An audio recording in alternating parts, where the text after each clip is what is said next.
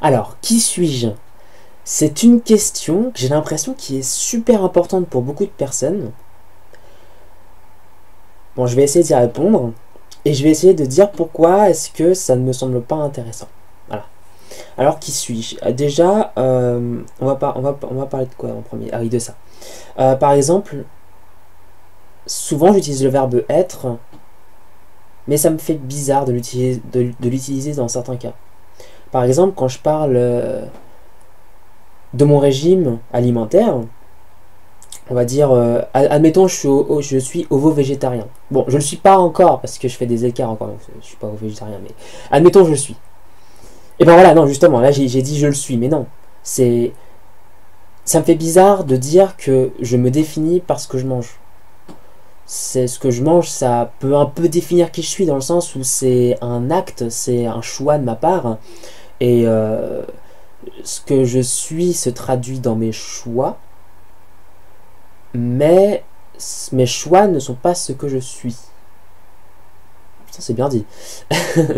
Par exemple, quand je dis je suis ovo-végétarien, ça me fait bizarre, j'ai juste envie de dire au final, j'ai un régime ovo-végétarien, je mange ovo-végétarien. Mais je suis ovo-végétarien, j'ai pas l'impression que ce soit très pertinent d'utiliser le verbe être dans ce cas-là. Et alors, être, qui je suis. Certaines personnes considèrent que qui on est évolue tout le temps, et d'autres considèrent que qui on est n'évolue jamais. Je crois qu'en fait, le qui on est différent dans ce cas-là. On parle pas la même chose. Ceux qui disent on ne change jamais, c'est pour eux l'être, c'est quelque chose de vraiment profond. Et ceux qui considèrent qu'on change tout le temps, l'être c'est quelque chose qui est vraiment très global. Alors j'avoue que en fait, j'en ai pas une particulière, je suis plutôt dans le sens de ce que je suis, c'est vraiment profond, parce que j'ai pas l'impression de me définir par ce que je mange, même si mes choix reflètent qui je suis. On pourrait résumer en fait comment je me conçois, enfin comment je conçois qui je suis par ce que je pense, ce que je ressens, ce que je fais. Mais ce que je fais est la conséquence de ce que je pense et ce que je ressens. Donc limite, non, même pas ce que je fais, ce que je pense et ce que je ressens. Voilà. C'est tout.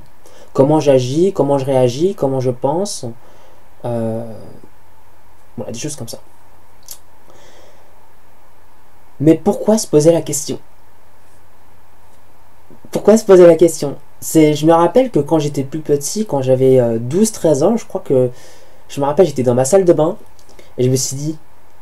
Mais qui suis-je? Et j'ai senti un fort sentiment d'absurdité en me disant mais en fait je comprends même pas la question. Il faut que je sois quelqu'un. Il faut que je sois quelqu'un, mais ça veut dire quoi être quelqu'un? Ça veut dire quoi être? Quelle réponse est-ce que je cherche en fait? J'ai l'impression de ne pas être qui je suis,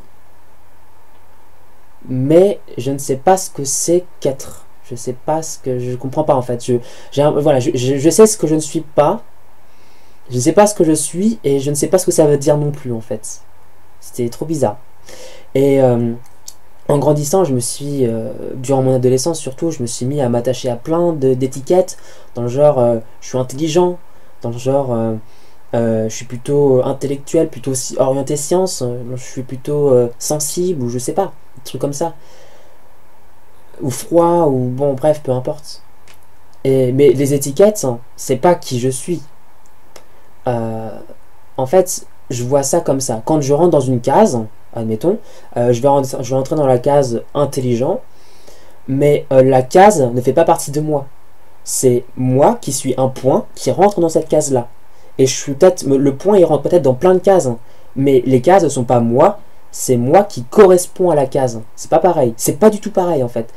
Parce que si on considère que la case fait partie de moi, ce qui est faux, de base pour moi, et que un jour je sors de cette case-là, il y a une profonde dissonance dans ma tête. En gros, je dis je ne suis pas moi, Mais en réalité, je me suis attaché à une mauvaise, enfin à quelque chose qui n'est pas moi, et quand je ne fais pas ce qui correspond à l'image que j'ai de moi, il peut y avoir une totale dissonance dans ma tête, alors qu'au final, je fais ce que je veux, ça se trouve. Je fais ce que je veux vraiment.